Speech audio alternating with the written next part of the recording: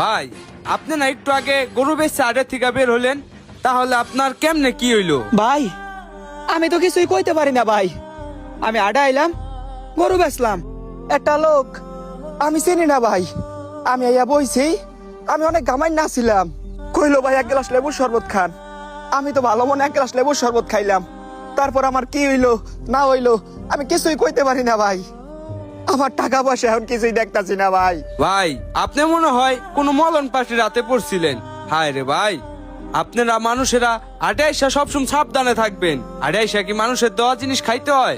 ভাই আমি তো বুঝি নাই ভাই, আমি ওই পদ্মার ওই পার শিবসার থেকে এইটা হাসে ওরাইছি গরু বেচতে ভাই।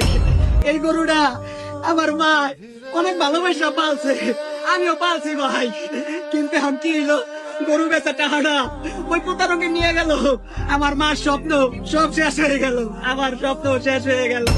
আমি অনেক কেমনে বাইতেছাম ভাই, মারে কি করবো, টাকা কোথায়